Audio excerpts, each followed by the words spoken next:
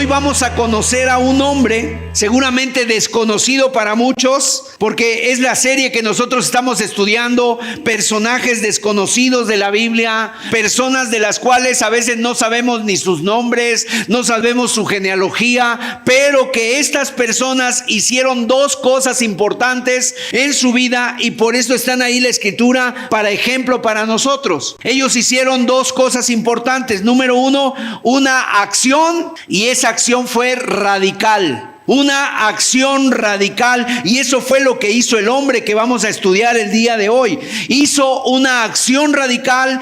Vamos a conocer entonces el día de hoy a un hombre que amaba al Señor con todo su corazón. Vamos a conocer a un hombre que no se olvidó del Señor, que lo tenía muy presente. Y hoy vamos a ver un hombre que decidió vivir en santidad, pararse por la verdad, brillar, ser luz en medio de las tinieblas. Y vamos a ver a un hombre que fue bendecido y que Dios mismo le dejó a este hombre como ejemplo para que ustedes sepan por dónde ir. Y si ustedes quieren agradarme a mí, vean el ejemplo de este hombre para que yo pueda bendecirlos al igual que bendije a este hombre. Y entonces yo les quiero presentar a este personaje desconocido para muchos, pero yo espero que más que conocer un personaje el día de hoy salgamos de aquí hombres y mujeres queriendo ser como este hombre. Se llama Finés. El celo de Finés. Vamos a estar viéndolo y tal vez algunos dirán, ¿quién es ese hermano? No lo conozco, es un desconocido. Y seguramente algunos de nosotros no habíamos escuchado ese nombre, pero vamos a conocer quién fue, qué hizo, ese acto radical que él hizo para que quedara ahí marcado en la palabra de Dios. Vamos a ir a la palabra de Dios, al libro de Números, capítulo 25.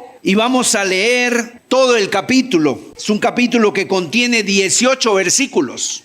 Dice así: moraba Israel en Sittim, y el pueblo empezó a fornicar con las hijas de Moab, las cuales invitaban al pueblo a los sacrificios de sus dioses, y el pueblo comió y se inclinó a sus dioses. Así acudió el pueblo a Baal Peor, y el furor de Jehová se encendió contra Israel. Y Jehová dijo a Moisés: toma a todos los príncipes del pueblo y ahórcalos ante Jehová delante del sol, y el ardor de la ira de Jehová se apartará de Israel. Entonces Moisés dijo a los jueces de Israel: matad cada uno a aquellos de los vuestros que se han juntado con Baal Peor. Y he aquí un varón de los hijos de Israel vino y trajo una madianita a sus hermanos, a ojos de Moisés y de toda la congregación de los hijos de Israel, mientras lloraban ellos a la puerta del tabernáculo de reunión. Y lo vio Finés, hijo de Eleazar, hijo del sacerdote Aarón, y se levantó en medio de la congregación y tomó una lanza en su mano, y fue tras el varón de Israel a la tienda, y los alanceó a ambos, al varón de Israel y a la mujer por su vientre, y cesó la mortandad de los hijos de Israel, y murieron de aquella mortandad 24,000. Entonces Jehová habló a Moisés diciendo: Finés, hijo de Eleazar, hijo del sacerdote Aarón, ha hecho apartar mi furor de los hijos de Israel,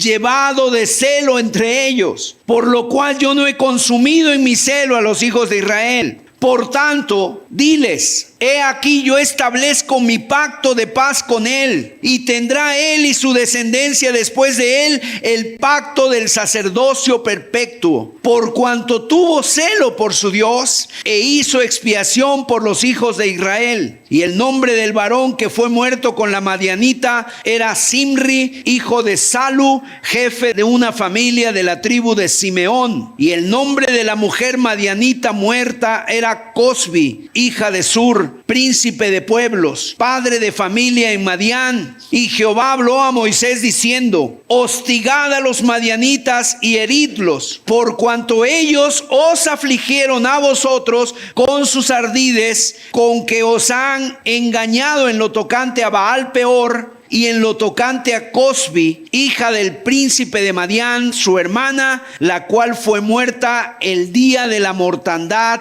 por causa de Baal Peor.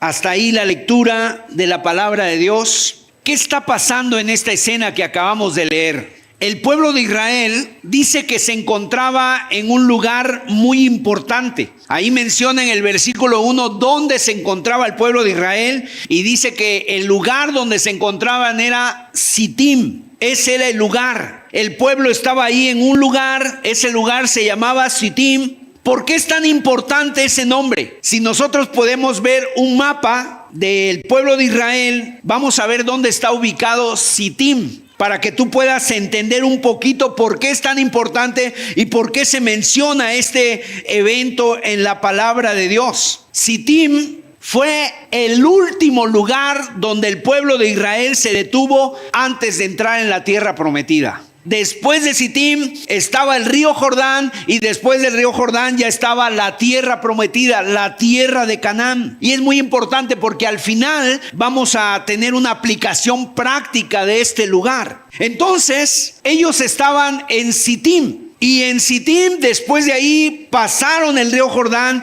y llegaron a la tierra prometida. Digamos que Sittim era el fin del trayecto. Sittim era el último lugar antes de llegar a la tierra prometida. Ahora, pero para que tú y yo podamos entender esta historia que acabo de leer, es necesario remontarnos unos capítulos anteriores para ver lo que sucedió antes. No lo vamos a leer ahora, pero yo te invito a que tú leas en tu casa Números capítulo 22, 23 y 24. Que tú lo leas en tu casa, porque ahí se narra precisamente el contexto de lo que sucedió en el capítulo 25. Bueno, en el capítulo 22 al 24 se nos narra la historia de un profeta llamado Balaam. Este hombre está relacionado con el texto que leímos. Ahora, ¿quién fue Balaam? Balaam fue un profeta de Dios, pero ¿sabes qué? Hablaba de parte de Dios. Era un hombre que conocía a Dios, conocía la palabra de Dios. Sin embargo, este hombre aceptó un soborno. Se dejó sobornar por el rey de Moab, el rey Balac. El rey de Moab le ofreció grandes tesoros. Le ofreció, no sé, un cofre lleno de monedas de oro, tal vez billetes, tal vez monedas, ahí lleno un cofre. ¿Y cuál era la clave o por qué lo estaba sobornando? Porque este rey supo que este hombre era un profeta y dice que él tenía la bendición de Abraham, y la bendición de Abraham era: a los que tú maldijeres serán malditos, y a los que tú bendigas serán benditos. Y entonces el rey de Moab dijo: este hombre tiene algo especial, entonces yo lo voy a llamar para que maldiga a los israelitas. Voy a llamar para que maldiga al pueblo de Israel. Y entonces este rey, como veía que constantemente Israel no perdía ninguna batalla, seguían avanzando, iban conquistando pueblos, iban conquistando tierras, iban conquistando camino a la tierra prometida, y él los vio venir y dijo: yo tengo que hacer algo, tengo que acabar con ellos. Y yo sé que este profeta tiene la bendición, y a los que él bendice serán benditos, y a los que él maldiga serán malditos.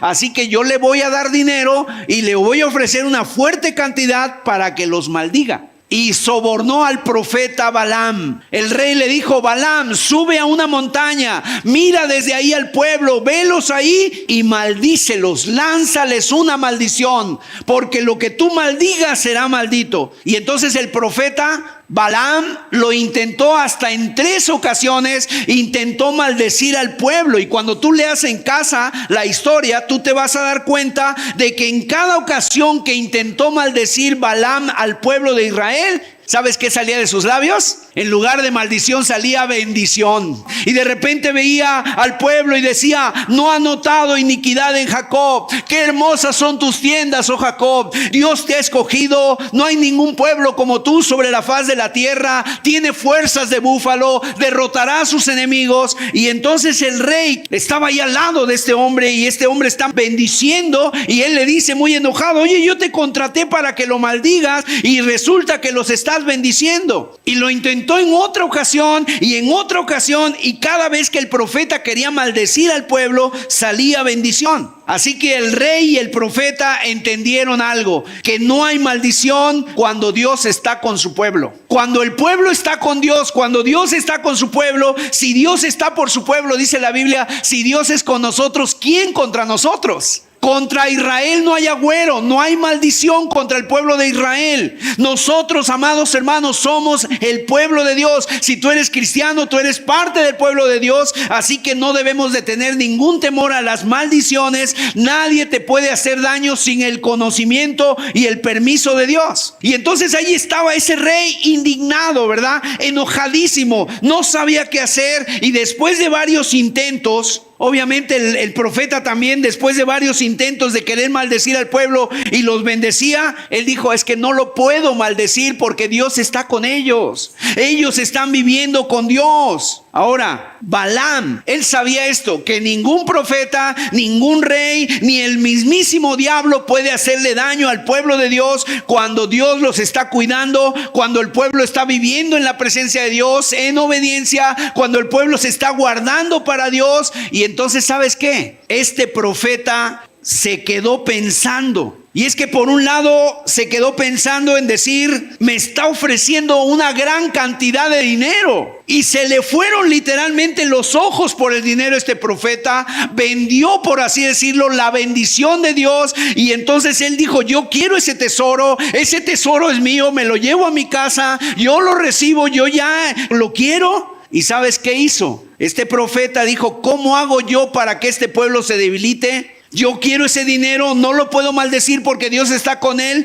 Y entonces Balaam sabía algo, que hay algo que puede debilitar al pueblo de Israel, hay algo que puede debilitar a un cristiano, hay algo que puede debilitar a una persona que está con Dios. ¿Y sabes qué es lo que te puede debilitar cuando tú estás con Dios? El pecado. Así como aquel famoso personaje de allá de la mitología que era muy fuerte, pero tenía una debilidad en su talón, el talón de Aquiles, así también, ¿verdad? El pueblo de Israel tiene su talón de Aquiles. Así como un superhéroe que de repente tiene algo que lo debilita, así también hay algo. Escucha, mi amado amigo, hermano, el pecado te debilita. Cuando Dios está con el pueblo de Israel, no hay agüero, no hay maldición. No pueden hacer nada en contra del pueblo de Israel. No hay maldición que pueda prevalecer. Pero si el pueblo voluntariamente se rebela, si el pueblo le da la espalda a Dios, si el pueblo empieza a practicar el pecado, entonces va a sufrir las consecuencias. Y no solamente el pueblo, cualquiera de nosotros. Tú estás con Dios, Dios te está bendiciendo, estás ahí caminando con el Señor.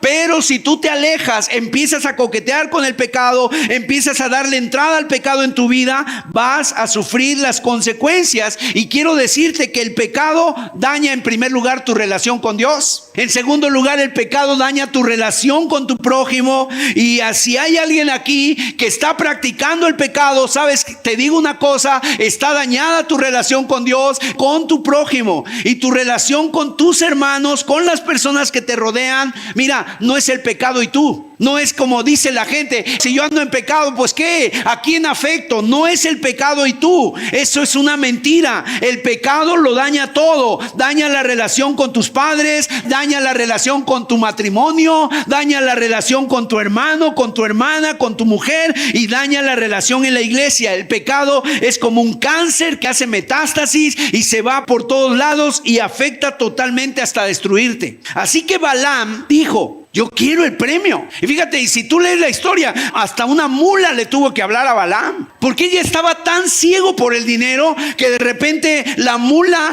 se le paró enfrente para que él no fuera, porque Dios le estaba diciendo, no vayas con ellos, no te acerques ahí. Pero Balaam estaba decidido, en su corazón se le había metido ese tesoro, ese dinero, y entonces la mula se le para enfrente y no lo dejaba pasar. Y entonces Balaam azotó a la mula. Y la mula abrió la boca y le dijo, oye, ¿por qué me golpeas? ¿Cuántas veces te he desobedecido? Y sabes, de repente a Balaam se le abrieron los ojos porque ya estaba ciego y vio que el ángel de Jehová estaba ahí con una espada desenvainada y le iba a quitar la vida. Y este hombre entonces le dio un consejo a Balac. Ese fue el pecado de Balaam, irse tras el dinero y tomar un consejo de Dios, tomar un consejo para que lo aplicaran los madianitas y los moabitas con el pueblo de Israel. Entonces, ¿qué les dijo él? Mira, mientras ellos estén con Dios, ellos están bien, Dios está con ellos, no hay maldición, no hay agüero contra Israel.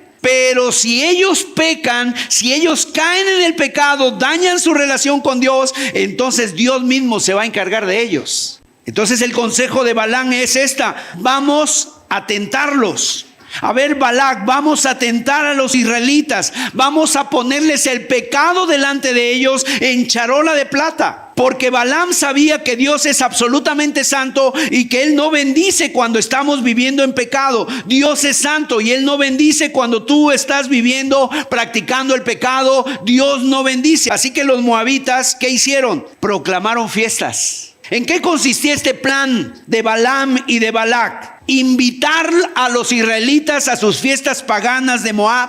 El pueblo escogido por Dios fue invitado a participar de la idolatría, a comer comida sacrificada a los ídolos. Así que imagínate, ahí está el pueblo y de repente reciben una invitación. Empiezan a volar por ahí unas papeletas o les llega por un mensaje de WhatsApp ahí a sus contactos y les dice: invitamos al pueblo de Israel a que vengan a las fiestas de Moab. ¿Qué habrá en Moab? Bueno, este fin de semana habrá en Moab antojitos de la región, ¿verdad? Habrá tacos, habrá pozole, habrá barbacoa, habrá birria, habrá micheladas, tequila, mojitos, vino, habrá todo tipo de tragos. Van a disfrutar la comida y lo mejor para ustedes, ¿sabes qué va a haber?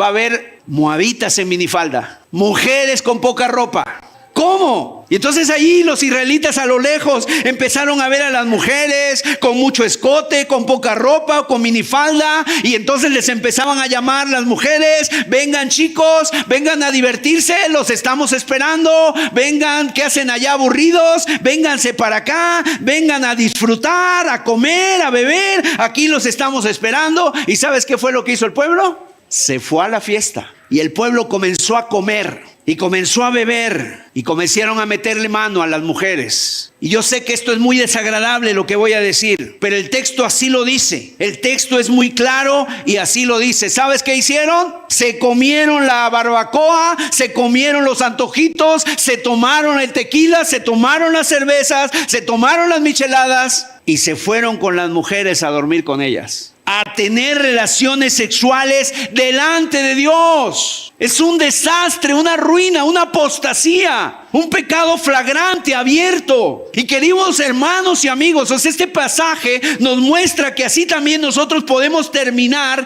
cuando nos olvidamos de nuestra identidad. Cuando tú te olvidas de qué te llamó Dios, que te llamó a ser un pueblo santo, que te llamó a ser una persona diferente, que te llamó Dios a ser alguien que brille en medio de este mundo, y tú te vas a ese muladar y te vas a esas tinieblas y te vas a revolcar en el pecado, en la inmundicia. Entonces así también nos puede pasar a nosotros y podemos terminar comiendo, bebiendo, relacionándonos con personas que nos alejan de Dios, y terminamos como terminó el pueblo ahí en Sittim, fornicando, embriagados, inclinándose a los ídolos, adorando a los ídolos. Entonces, el primer punto de este mensaje, yo lo que quiero en primer lugar es hablarte de Dios, el carácter de Dios. ¿Quién es Dios? O sea, para que no se nos olvide a quién nos estamos acercando, nunca nos debemos olvidar que Dios es un Dios santo. No debemos olvidar jamás que Dios es un Dios santo. A todos nos gustan muchos de los atributos de Dios. Dios es amor, Dios es bondadoso, Dios es misericordioso, Dios es amor, ¿verdad? Todo eso es cierto y todos podemos decir amén. Dios así es, pero quiero decirte que solamente decir esos atributos y no decir la otra parte de Dios, está incompleto el carácter de Dios. Y si solamente tenemos esa parte, vamos a tener una imagen distorsionada de Dios, porque si solamente pensamos en Dios es amor, entonces nos imaginamos un viejito que regala dulces y caramelos, nos imaginamos imaginamos al Santa Claus o a los Reyes Magos, ¿verdad? Y todos los incrédulos y aún los cristianos también pueden tener una idea distorsionada de Dios. Sí es cierto, Dios es amor, Dios es fiel, Dios es misericordioso, pero Dios es santo. Santo, santo, dice 3 veces santo. Y si tú has leído la Biblia alguna vez, tú te has tenido que dar cuenta de eso. Dios es santo, y eso es muy claro. Cuando uno lee la Biblia, las escrituras nos muestran de forma clara la santidad de Dios. Ahora, ¿cómo nos muestra la santidad de Dios? Desde el mismo libro del Génesis, Dios crea a Adán y a Eva. Les dice, miren, de todo pueden comer, pero si comen del árbol de la ciencia del bien y del mal, no comerán, morirán, se van de casa, fuera. Y ellos comen del árbol y se fueron fuera de casa. Sí, yo soy misericordioso, sí, yo soy bueno, les doy de todo, pero si ustedes desobedecen, fuera. Y Dios los expulsó del Edén. ¿Sabes por qué? Porque Dios es santo. Él no puede convivir con el pecado. En Éxodo capítulo 3, de repente, fíjate, ahí está una tarde, está el sol fuerte y está Moisés con sus ovejas por ahí, cuidando las ovejas de su suegro, y en un momento determinado él a lo lejos empieza a ver una zarza, y la zarza lleva 1 hora, y la zarza lleva 2 horas, 3 horas, y no se consume la zarza. Y entonces Moisés se va acercando a la zarza por curiosidad, ve que no se consumía, y entonces está mirando ese arbusto, y han pasado ya horas y sigue ardiendo, y por curiosidad se acerca. ¿Y qué le pasó a Moisés cuando pone su pie cerca de la zarza? ¿Sabes qué le pasó? Le dijo Dios de en medio del fuego: quita el calzado de tus pies, porque el lugar donde estás pisando es santo. Ahora, quiero decirte que no es que la tierra fuera santa, era santa la tierra por quien que estaba ahí. Que por cierto, no hay tierra santa. El día de hoy todo mundo quiere ir, ¿verdad? Voy a estar juntando dinero porque voy a ir a la tierra de Israel, a tierra santa. No hay tierra santa. Hubo un santo que visitó la tierra y fue Jesús de Nazaret. Y el Señor le dice: esta tierra es santa porque yo estoy ahí. Así que en esos metros, en esos, no sé, 2, 3 metros cuadrados donde estaba ahí pisando Moisés, en ese lugar era el lugar más santo del universo, porque Dios estaba ahí. Y Dios le dijo a Moisés: Moisés, quítate las chanclas, quítate las sandalias, quítate los guaraches, porque el lugar donde estás es santo. Otro pasaje que encontramos en la escritura donde nos muestra que Dios es santo es cuando el profeta Isaías entra al templo y de repente tiene una visión donde ve al Señor sentado en su trono alto y sublime, ve la gloria del Señor, y él no le dice: a ver, Señor, hoy te estoy viendo, déjame tomar la foto contigo, déjame subirla a mis redes sociales la foto. No, ¿sabes qué dijo Isaías? Cuando ve la gloria de Dios, cuando ve la santidad de Dios, él dice: muerto soy, que me muero aquí, que me consume, que no aguanto, ay de mí. ¿Por qué? Porque soy un hombre inmundo y Él es santo, yo soy un pecador y Él es 3 veces santo, y me va a fulminar con solamente verme, con su mirada, porque mis ojos han visto al Rey. Y la Biblia dice en el libro de Apocalipsis que los querubines, los serafines, ¿verdad? Los ángeles, ¿qué hacen delante de Dios todo el tiempo? Delante de Dios toda la eternidad. ¿Sabes qué hacen? Lo dice la Biblia. Ellos solamente dicen algo: santo, santo, santo, santo, santo, santo. Y cuando termina uno, empieza el otro, y luego el otro, y luego hay 24 ancianos, y luego hay los querubines y los serafines, y todo ser creado repiten a una: santo, santo, santo. Por toda la eternidad los ángeles reconocen la santidad de Dios. Así que aquí nos estamos acercando. Si tú ya has ubicado a Dios, ¿verdad? Si lo has puesto en el lugar que le corresponde, si estamos viendo a un Dios santo que tiene un pueblo que ha comprado, que ha sacado de Egipto con poder por medio de su brazo extendido, que ha pagado un alto precio para sacarlos de ahí, y de repente este pueblo se va a la fornicación, se va a los ídolos, se va a la embriaguez, se va a la borrachera, ¿qué puedes tú ver que sigue? Números 25, verso 1. Moraba Israel en Sittim, y el pueblo empezó a fornicar con las hijas de Moab. El pueblo, los que fueron tomados para Dios, Comenzaron a tener relaciones sexuales con las moabitas ante la atenta mirada del Dios 3 veces santo. Dios estaba mirando a su pueblo, pero Dios también estaba mirando la tierra de Moab. ¿Por qué? Porque la Biblia dice en el Salmo 139, ¿a dónde huiré de tu presencia? ¿Dónde me meto que tú no me veas? Si subo a los cielos, tú ahí estás. Si en el abismo pongo mi estrado, mi cama, ahí también está tu mano. No hay lugar donde Dios no me vea. Y los israelitas fueron y se metieron en la tierra de Moab y empezaron a tener relaciones sexuales y empezaron ahí a comer y a beber. ¿Y sabes qué hicieron? Terminaron inclinándose a los dioses. Cambiaron al Señor por una fiesta pagana, por una fiesta de ídolos, por una comida, por una mujer, por poca ropa, por un cuerpo. Y por cierto, mis amados, cuidado con las fiestas. Ahora, es que les vamos a decir a dónde tienen que ir o dónde no tienen que ir. No te voy a decir a dónde tienes que ir o dónde puedes ir o no puedes ir. Pero sí te voy a decir cómo debemos de vivir. Cómo debemos de vivir delante de un Dios santo. Y yo espero que tú salgas de aquí entendiendo eso. Si solamente tú entendieras esta tarde este precepto, esta verdad fundamental, que Dios es santo, con eso estamos más que satisfechos. ¿Por qué? Porque cuando tú ves que Dios es santo y que Dios está mirando, tú vas a poder ponerle límite a las cosas. ¿Sabes qué? Aquí en esta fiesta yo ya sobro, yo ya estoy de más. Aquí en este chiste yo ya no puedo reírme. Aquí yo en este lugar yo ya no puedo participar. De esta película, de esta serie yo ya no puedo ver. De esta imagen que está apareciendo aquí delante de mis ojos, yo ya no puedo seguirme. O sea, en otras palabras, porque estás conociendo la santidad de Dios. Y cuando tú tienes presente que Dios es un Dios 3 veces santo, Él te va a decir, aquí ya sobras. Hace 3 minutos podías estar todavía, pero ahorita ya no puedes estar. Aléjate de aquí. Mira, Pablo le escribió una carta a los Corintios. Corinto era un puerto, era una ciudad marítima y era una ciudad terrible. Tenían fiestas todos los días. Había templos paganos donde en uno de los templos había cerca de 1000 prostitutas y toda la gente iba en las tardes a esos lugares a prostituirse con las mujeres. E incluso históricamente había un dicho en Corinto que decía, vamos a Corinto a corintianizar. Y si tú lo buscas ahí en Google, ¿verdad? En Wikipedia, ¿sabes qué te va a aparecer? Corintianizar significa practicar inmoralidad, igual que ir a Las Vegas, igual que ir a Cancún, igual que ir a algún lugar, ¿verdad? Donde va la gente y que dice lo que pasa en Las Vegas se queda en Las Vegas, nadie se entera. Así era Corinto, iban a corintianizar. O sea,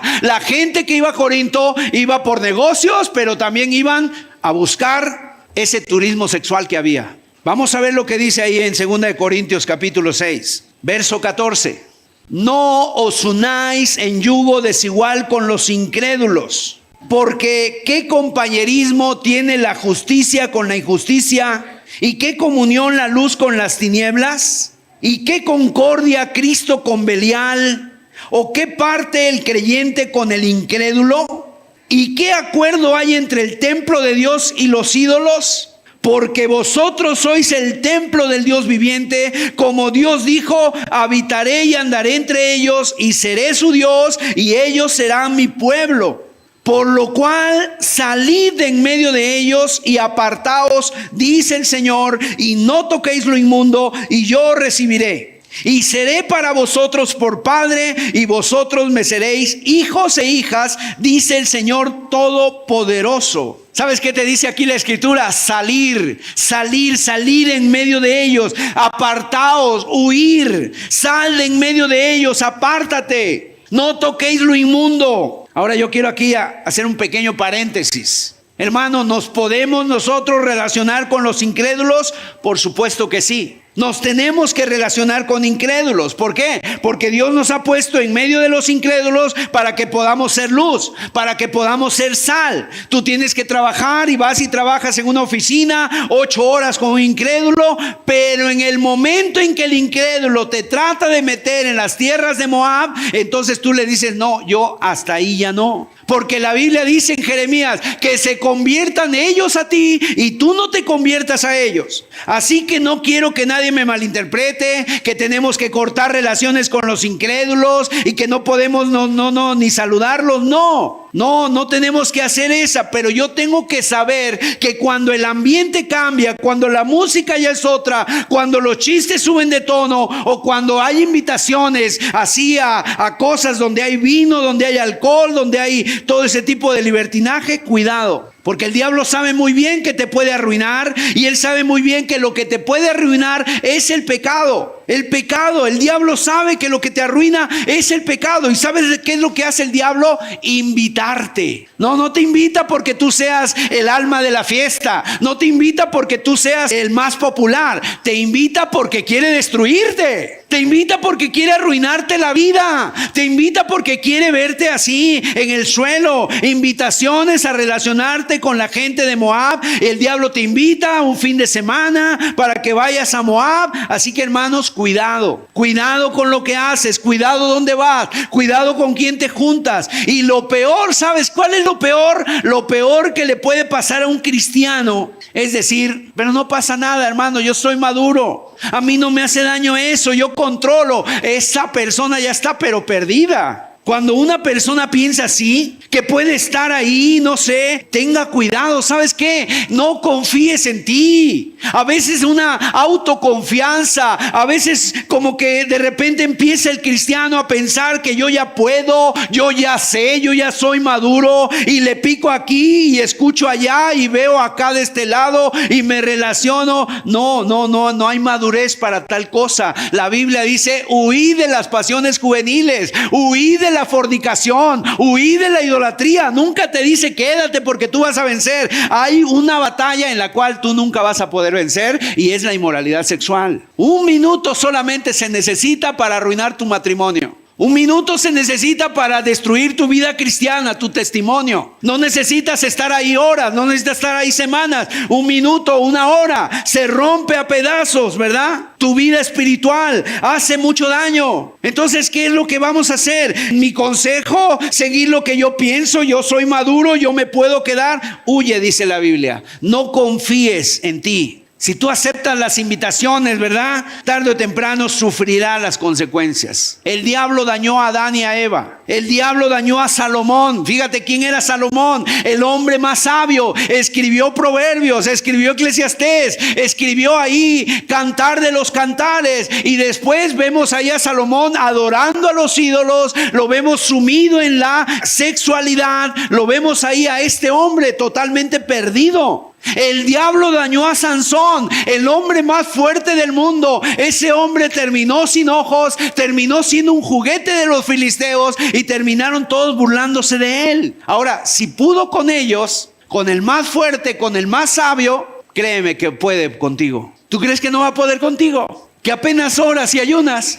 que apenas abres la Biblia una vez al mes o a cada 15 días. ¿Tú crees que no va a poder contigo? Él tiene una estrategia, Él te conoce, Él sabe cómo hacerlo. Además, lo que la Biblia dice en cuanto al pecado, no es que te acerques. No es que esté ahí esperando, no, la Biblia dice todo lo contrario. Huye del pecado, huye de la fornicación, huye, le dijo Pablo a Timoteo, de las pasiones juveniles. Y es muy triste y muy lamentable que muchos cristianos el día de hoy, en lugar de huir, se van a las fiestas de Moab. Si Dios te está diciendo que huyas, ¿qué haces en la fiesta? Es que yo controlo, hermano, es que yo ya tengo muchos años, es que a mí no me afecta ver a las moabitas en minifalda, no me afecta eso. Mentira, huye. Y como Dios es absolutamente santo, Él no puede contemplar el pecado, no tiene relación ninguna con el pecado. Mis amados, y Dios no es como nosotros. Dios es tan santo que nosotros a veces, ¿qué hacemos? Queremos meter el pecado abajo de la alfombra para que nadie lo vea.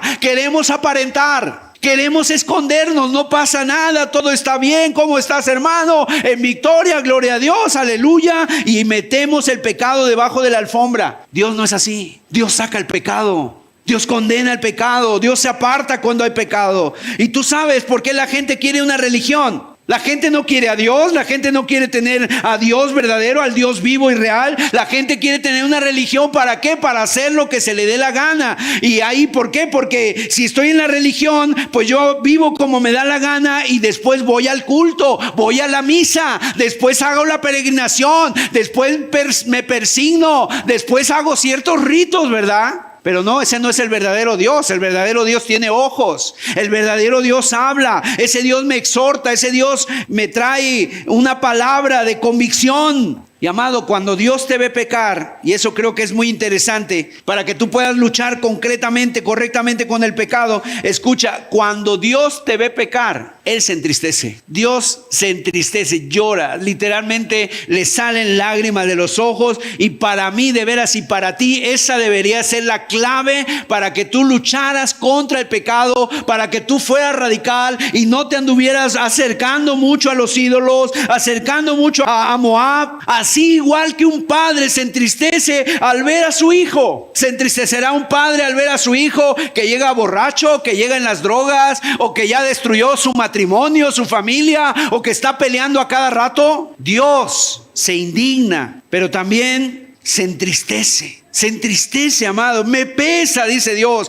me pesa el haber puesto a este hombre como rey. Le da un pesar. En el versículo 3, mira lo que hizo Dios cuando vio que estaban ahí con las moabitas, pero no estaban jugando a las manitas calientes, ¿verdad? Con las moabitas, sino que estaban teniendo relaciones sexuales, dice el verso 3. Así acudió el pueblo a Baal Peor y el furor de Jehová se encendió contra Israel. ¿Qué dijo Dios? Los he dejado comer, los he dejado beber, pero esto que están haciendo, tener sexo delante de mi mirada, eso que ustedes están haciendo, basta, hasta aquí. Eso no lo puedo tolerar. Números 14:18, mira lo que dice. Jehová tardo para la ira y grande en misericordia, que perdona la iniquidad y la rebelión, aunque de ningún modo tendrá por inocente al culpable, que visita la maldad de los padres sobre los hijos hasta los terceros y los cuartos. O sea, Dios tuvo mucha paciencia, mucha misericordia con su pueblo, pero cuando Él vio que ellos estaban comiendo y bebiendo y que además estaban teniendo relaciones sexuales, se encendió su furor. Sigue conmigo, sigue conectado conmigo en este pasaje, en esta historia. Y Jehová dijo a Moisés: toma a todos los príncipes del pueblo y ahórcalos ante Jehová delante del sol, y el ardor de la ira de Jehová se apartará de Israel. Fíjate, ¿te has dado cuenta? Dios le dice a Moisés: esos hombres, esos príncipes, esas personas prominentes de Israel que se fueron a beber, a comer y a acostarse con las moabitas, tráelos y ahórcalos. Y Moisés, ¿qué dijo? Por un lado, a lo mejor Moisés pensó: sí, Señor, lo hago ahorita en la noche, cuando caiga la noche, ¿verdad? Que ya los niños estén durmiendo, yo voy por ellos y los ahorcamos. ¿Y qué dijo Dios? No te esperes a la noche, delante del sol, al mediodía, o sea, a plena luz del día. ¡Qué desagradable! A plena luz del día, a las 12 del mediodía. ¿Para qué? Para que todo el mundo vea, para que todo el mundo sepa, para que mi pueblo recuerde que yo soy un Dios santo, 3 veces santo. Y lo hicieron al mediodía, no en la noche, no en lo oscurito, para que los niños lo vieran, para que los jóvenes entendieran, para que todas las personas estuvieran ahí. Y en el verso 5 dice: entonces Moisés dijo a los jueces de Israel: matad cada uno a aquellos de los vuestros que se han juntado con Baal Peor. O sea, maten a cada uno de los vuestros. Imagínate, ahí estaba una esposa muy triste que decía: mi esposo se fue con las moabitas.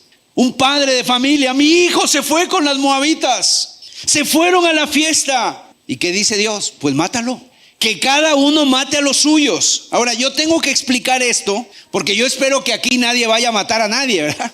Pero esto lo que me recuerda es una escena que pasó exactamente lo mismo. ¿Sabes? En Éxodo capítulo 32, el pueblo de Israel adoró al becerro de oro. Resulta que Dios estaba en el monte y Dios le estaba dictando las tablas, y Dios estaba escribiendo con su puño y letra, estaba escribiendo los mandamientos de Dios, y se los da a Moisés en 2 tablas de piedra escritas por el dedo de Dios. Y dice la Biblia que Moisés se tardó allá en el monte, y Dios le dijo a Moisés: desciende, Moisés, porque este pueblo que sacaste se ha llenado de pecado. ¿Y qué pasaba abajo? Que de repente los de abajo estaban diciendo ahí, Moisés se fue, no sabemos dónde está este hombre, qué le habrá acontecido. Y entonces le dijeron a Aarón, Moisés, no sabemos qué pasó con él, haznos dioses que vayan delante de nosotros. O sea, necesitamos dioses que vayan delante de nosotros. Y entonces le dieron, mira, aquí está mi cadenita de oro, aquí está mi arete, aquí está este piercing que me había puesto, aquí está todo lo que yo tenía. Y fundió Aarón un becerro de oro. Éxodo capítulo 32, verso 25. Mira lo que pasó. Hicieron el becerro de oro, empezaron a danzar, empezaron a hacer fiestas, un bacanal, una orgía. Y dice ahí la Biblia, y viendo Moisés que el pueblo estaba desenfrenado, porque Aarón lo había permitido para vergüenza entre sus enemigos, se puso Moisés a la puerta del campamento y dijo, ¿quién está por Jehová? Júntese conmigo. Y se juntaron con él todos los hijos de Leví. Y él les dijo, así ha dicho Jehová, el Dios de Israel, poned cada uno su espada sobre su muslo, pasad y volved de puerta en puerta por el campamento y matad cada uno a su hermano y a su amigo y a su pariente. Y los hijos de Leví lo hicieron conforme al dicho de Moisés, y cayeron del pueblo en aquel día como 3,000 hombres. Entonces Moisés dijo, hoy os habéis consagrado a Jehová, pues cada uno se ha consagrado en su hijo y en su hermano, para que él dé bendición hoy sobre vosotros. Ahora, mis amados, que nadie piense que Dios es un ser malvado o un tirano. Si tú lees los textos así, no estás entendiendo nada. Lo que debemos entender es que Dios es santo y que nosotros somos pecadores, que nosotros merecemos la ira de Dios. Y a veces uno dice, ¿y por qué esto pasó? ¿Y por qué aquello? Más bien debes de preguntarte, ¿y por qué yo sigo con vida si yo he sido una abominación a Dios? ¿Y por qué yo sigo así? Y Dios puedo respirar, y puedo comer, y puedo vestir. ¿Por qué Dios ha sido tan bueno conmigo? Dios tiene mucha paciencia, mucha misericordia. Dios puede hablarnos de muchas maneras. Y entonces, ¿qué siente Dios cuando ve a un pueblo disfrutando del pecado? A un pueblo que Él ha rescatado, a ti que te compró con su sangre, que te ve disfrutando del pecado, que te ve echándole ojos ahí a las moabitas. ¿Qué hace un cristiano celebrando el Halloween? ¿Qué dice la Biblia? Salid en medio de ellos, pueblo mío. Y yo quiero decirte, este tipo de predicaciones seguramente nos meten líos, nos meten problemas. ¿Por qué? Porque a muchos no nos gusta y a lo mejor dicen, no, esto es muy radical, esto es fanático, este es legalista. Ahí en la escena de el becerro de oro vemos dos tipos de liderazgo. Vemos a Moisés y vemos a Aarón, que dice la Biblia, porque Aarón se los permitió. Aarón hizo el becerro de oro y después se justificó diciendo, pues yo lancé todo el oro, lancé todas las joyas y esto salió, como si hubiera salido solito el becerro. ¿Cuántos pastores el día de hoy, por agradar a las personas y a la iglesia y para que la iglesia esté llena, se permite pecado en medio de la iglesia? Nunca hay disciplina, nunca hay nada, pecan, nada más ahí pecan los pastores, los cambian de lugar, de un lugar a, te vas de castigo a la sierra. ¿Qué castigo para los de la sierra? Ya le llegó ahí un lobo. Y esos pastores son los más populares.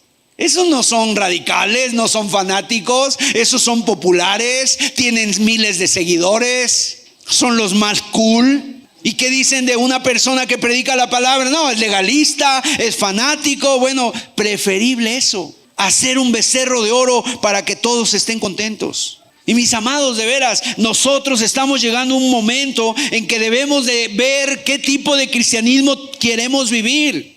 Porque hay muchas iglesias que, mira, están esperando a la gente con los brazos abiertos. ¿Por qué? Porque no hay ningún compromiso. Quieren tener ahí a las multitudes, que tú des tu diezmo, que tú des tu ofrenda, que tú llenes un lugar, que digas amén, aleluya a todo. Pero aquí dijo Moisés algo: quien esté por Jehová, levántese conmigo. Quien esté por Jehová, júntese conmigo. Hay alguien aquí que esté por el Señor, que se una a mí. No importa si es uno o dos, pero quisiéramos estar unidos de veras, así como estuvo los hijos de Leví y como estuvo Finés, se levantó por Dios. Y ese es el segundo punto, el ejemplo de Finés. Porque la historia no termina aquí y esa historia es tremenda. Y ahí está, mira, Moisés se quedó con unos en el campamento, con Aarón, con el sacerdote Eleazar, y ahí estaban en el campamento mientras el resto del pueblo se había ido a tener sexo allá en Moab. Y entonces empieza a escuchar que la gente está muriendo. Empezó a haber una mortandad, a caer personas ahí heridas, caer personas heridas.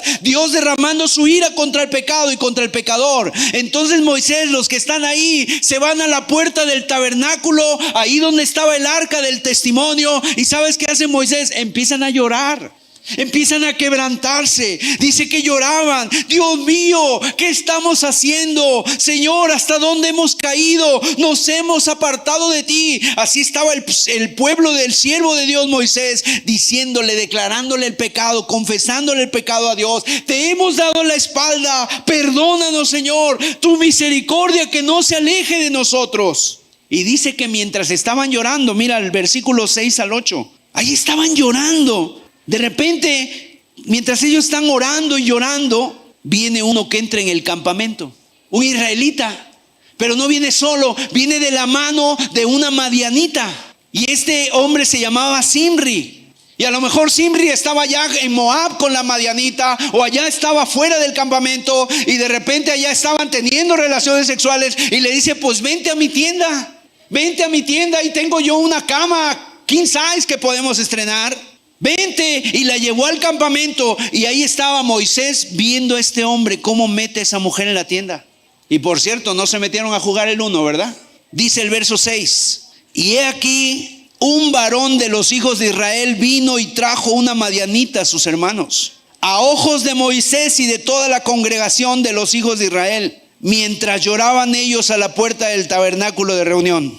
Y lo vio Finés, hijo de Eleazar, hijo del sacerdote Aarón, y se levantó de en medio de la congregación y tomó una lanza en su mano y fue tras el varón de Israel a la tienda y los alanceó a ambos, al varón de Israel y a la mujer por su vientre, y cesó la mortandad de los hijos de Israel.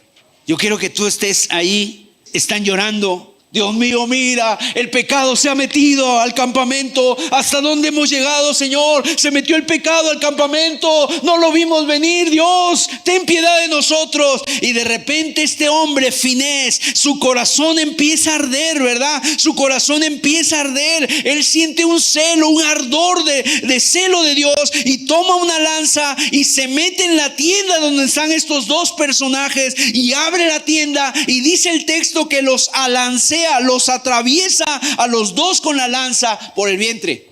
Ahí estaban, uno encima del otro, y ahí los alanceó. Y dice el texto que este hombre Finés tomó la lanza, se metió en la tienda y no preguntó, sino que los alanceó por el vientre y los mató a los dos. Ese es el celo, el coraje de este hombre. Y hay varias lecciones que podemos aprender del ejemplo de Finés. ¿Tú sabes cuál fue la raíz? ¿Qué fue lo que movió a Finés a hacer esta acción radical? A atravesarlos con la lanza. ¿Sabes cuál era la raíz de este hombre? ¿Qué le movía a este hombre? El amor por Dios. Este hombre en su corazón tenía temor de Dios, tenía celo por la santidad de Dios. Y nosotros necesitamos que el día de hoy entre nosotros se levanten hombres y mujeres como Finés, que tengan celo de Dios. Y Finés con una lanza, con una lanza entró y ahí los alanceó. Yo no sé si esto te recuerda a ti algo, pero en el Nuevo Testamento hay un pasaje donde un personaje entra al templo de Dios y también agarra y hace un azote de cuerdas, y con un látigo saca a los cambistas y quita y vuelca las mesas y saca a los animales y deja libre a las palomas. ¿Sabes quién fue ese? El Señor Jesucristo. En su templo. Y dice la Biblia en Juan 2:17, ¿verdad? Mi casa será llamada casa de oración. Y dice en Juan 2:17, entonces se acordaron sus discípulos que está escrito, el celo de tu casa me consume. ¿Qué vieron en Jesús cuando entró al templo a hacer una limpieza, a hacer una purificación? Vieron el celo de Dios. El celo de tu casa me consume. Lo mismo vieron en Finés. Ahora, Finés no era un rebelde. Finés no estaba dominado por la ira. Él no fue un arranque de ira, no, él estaba dominado por el Espíritu de Dios. Él quería obedecer al Señor, tomó la lanza por amor al Señor. ¿Por qué? Porque a él le preocupaba la presencia de Dios. Señor, si yo no hago algo, tu presencia se va de aquí entre nosotros. Y él quería no al hombre, él quería el honor de Dios. Que tu pueblo, que no piensen que tu pueblo es como los moabitas. Finés amaba a Dios, amaba al pueblo de Dios y por eso tomó la lanza. Y Dios quiere que amemos la santidad en medio de su pueblo y en medio de su casa. Y nosotros, la iglesia, somos su pueblo. Dios quiere que tomemos la lanza contra el pecado. Verso 17, dice Juan 2:17, se acordaron que decía, el celo de tu casa me consume. Es terrible el tiempo que nosotros nos ha tocado vivir, mis amados. Nos ha tocado vivir un tiempo de redes sociales, aparentemente hay mucha comunicación, tenemos de veras a la facilidad para comunicarnos, pero es un tiempo donde hay una ligereza espiritual sin precedentes. Los cristianos ya no quieren orar, los cristianos ya no se quieren consagrar a Dios, los cristianos quieren vivir un pie en el mundo, un pie en la iglesia. En muchas iglesias ya no se confronta el pecado, no se habla del pecado, se hacen chistes hasta de la santidad de Dios, de la cruz de Cristo, se hacen chistes de todo tipo. Y hay muchos lugares que dicen, no los vayas a confrontar, no les vayas a hablar mal. ¿Y quién mira por Dios? Están mirando por el pecador, dices que pobrecito ya ha pecado mucho. ¿Y quién mira por Dios? Están mirando por el pecador para que se sienta cómodo porque pobrecito ha sufrido mucho. Pero ¿quién está mirando por el honor de Dios? Y tal vez alguien diga, hermano, pero eso está en el Antiguo Testamento. Bueno, pero en el Nuevo Testamento está Ananías y Zafira. Y Ananías y Zafira también fueron dos personajes que le quisieron robar la gloria a Dios. Y también Dios acabó con ellos. Y mis amados, Dios es el mismo ayer, hoy y por los siglos. No quiero que nadie piense que estamos llamados a tomar la lanza e ir cortando cabezas ahí, ¿verdad? Buscando a ver quién anda en pecado. No es por ahí, hermanos. Más bien la lanza no es para los demás. La lanza es para nosotros, es para ti. En otras palabras, si tú vas a ir a exhortar a una persona y no amas a esa persona, mejor ni vayas. Tienes que amarla. Dios, que es muy sabio, Dios quiere que nosotros tengamos esa lanza, pero no para los demás, para ti. Y esa lanza, ¿sabes para qué es? Para que tú la metas en tu corazón, para que tú mates aquello que te está alejando de Dios. Para que tú tomes la lanza y te la claves, para que de una vez por todas dejes de ver pornografía, dejes de ver cosas en el internet, dejes de ver a las moabitas, dejes de andar en la fornicación, en el pecado. Tomas la lanza, matas la rebeldía que traes en tu corazón. Jesús fue todavía más radical, porque ¿sabes qué dijo Jesús? Si tu ojo te es ocasión de caer, sácalo y échalo de ti. Si tu mano te es ocasión de caer, córtala y échala de ti. O sea, Jesús fue radical con el pecado y Jesús no se anduvo con las ramas. La lanza, ¿sabes una cosa? Porque si tú no matas el pecado que hay en ti, el pecado te va a terminar matando a ti. ¿Qué tienes que hacer con la lanza? Clavarla.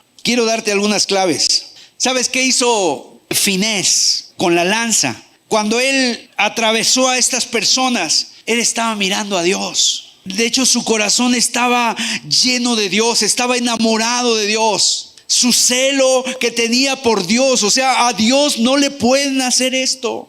Dios no se merece esto. Y ese es el principio, amarás al Señor tu Dios. Porque si tú no amas a Dios, no vas a querer luchar contra el pecado. Ese es un cristiano que conoce a Dios, clava la lanza. Entonces, si hay alguien aquí que está siendo dominado por un pecado, ¿qué tienes que hacer? Mirar a Cristo, tomar la lanza, enamorarte de Él y cortar de tajo, atravesar ese pecado, ¿verdad? Dios quiere que nosotros actuemos como Finés. Mira, cuando tú leas Deuteronomio, los pasajes que te dije, tú te vas a dar cuenta que al principio Dios empieza a darles la lista y les dice: yo te saqué de Egipto, yo soy Dios que te he sacado de Egipto, tú estabas prisionero de Egipto, del faraón, el Señor también a nosotros nos fue a rescatar del mundo donde yo estaba esclavizado, yo te amé con un amor eterno y como te he sacado, ahora ámame con todo tu corazón. Y cuando tomamos la lanza, mira, Dios bendice y nosotros tenemos que hacerlo. Y fíjate, Dios se refirió a Finés con unas palabras tremendas, porque dijo: vean a este hombre, señálenlo, subráyalo en tu Biblia, que quede de ejemplo, porque este hombre hizo un pacto conmigo. Eso que hizo Finés le agradó a Dios. Ahora, si volvemos a poner el mapa, la ciudad donde estaba el pueblo era Sittim, y esta característica de esta tierra es que ya estaba cerca de la tierra prometida. O sea, lo que yo quiero que tú veas es esto, ¿no? Finés ya estaba viendo la tierra prometida. Y Finés por un momento ha de haber pensado: no, a ver, yo llevo aquí 40 años en este desierto padeciendo. ¿Cómo voy a permitir que el pecado haga que Dios nos desvíe el plan? No, yo no quiero eso, yo quiero estar contigo, Dios. Y él miró la tierra prometida y dijo: claro que sí, Señor, por tu nombre. Tomó la lanza porque yo quiero estar contigo. Y nosotros de la misma manera luchamos, tomamos la lanza porque ya estamos cerca. ¿Cuántos años llevas batallando en Cristo? ¿Cuántos años llevas caminando con Dios? ¿1 año, 10 años, 15 años, 20 años? A lo largo de este camino has tenido situaciones. Has tenido que dejar cosas, se han burlado de ti, te han hecho bullying, has padecido, has renunciado, has dicho que no a propuestas, has dicho que no a fiestas, has dicho que no a cuántas cosas. ¿Para qué? ¿Para que en este momento de tu vida venga un pecado y te estorbe y por eso no entres? No, toma la lanza.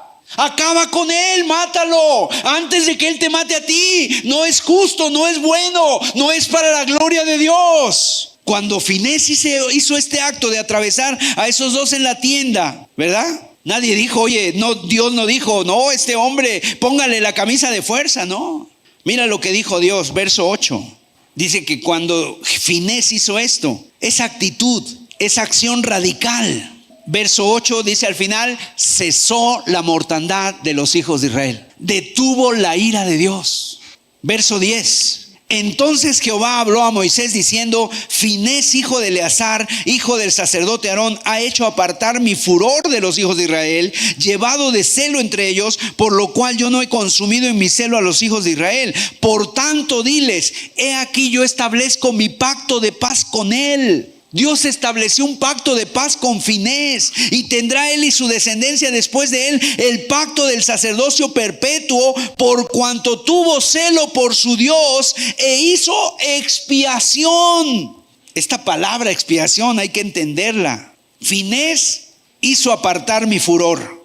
Yo establezco mi pacto con él y él hizo expiación para los hijos de Israel. Solo para terminar, yo nada más quiero recordarte, porque a veces uno dice: ay, yo quiero ser Finés. Y qué bueno, gloria a Dios. Esa es la idea. Pero en este pasaje, en esta historia, tú y yo no éramos Finés. ¿Sabes quiénes éramos tú y yo en esa historia? Éramos Zimri y Cosbi. Éramos personas que habíamos hecho lo malo delante de la mirada de Dios. No pienses que eras Finés, eras Zimri. ¿Por qué? Porque ¿cómo vivíamos? Vivíamos desenfrenados, vivíamos en la lujuria, vivíamos en el pecado. Yo no sé si habrá alguien que siga viviendo así, practicando el pecado. ¿Qué tienes que hacer? Arrepiéntete, pídele perdón a Dios, clava tus rodillas delante de Dios y dile: Señor, tú eres santo, tú no tienes nada que ver con el pecado. Y de la misma manera que Finés apartó la ira de Dios, de la misma manera también hay un Finés, que es Cristo Jesús, que apartó la ira de Dios en la cruz del Calvario. Todo lo que hizo Finés, ¿sabes qué hizo? Apunta a Cristo, porque Cristo hizo expiación. Cristo apartó la ira. Cristo, con su sacrificio, él definitivamente detuvo la ira de Dios, detuvo el furor de Dios y lo clavó en Cristo. Cristo se pone, intercede por nosotros, ocupa nuestro lugar y él muere por nosotros. Y eso nos recuerda el mensaje del evangelio. ¿Y qué dice la Biblia? Al que no conoció pecado, por nosotros se hizo pecado. En la cruz Jesús fue convertido en pecado por el pecado tuyo y el mío. Finés mata a su prójimo. Jesús muere por su prójimo. Él murió por nuestros pecados. Y ¿sabes una cosa? Cuando Jesús está aquí en la cruz y él dice esas palabras, ¿verdad? Consumado es. Y de repente entrega el espíritu, expiró. Dice la Biblia que un soldado, al ver que había hecho eso, y de repente, para cerciorarse que Jesús había muerto, agarró a este soldado y le atravesó con su lanza. Esa lanza era para ti, porque tú eras Cosbi y Zimri, y fue clavada la lanza en Jesús. Si el pecador eras tú, si el que había cometido inmoralidad eras tú, Y Jesús fue atravesado con la lanza para que tú no tuvieras la lanza.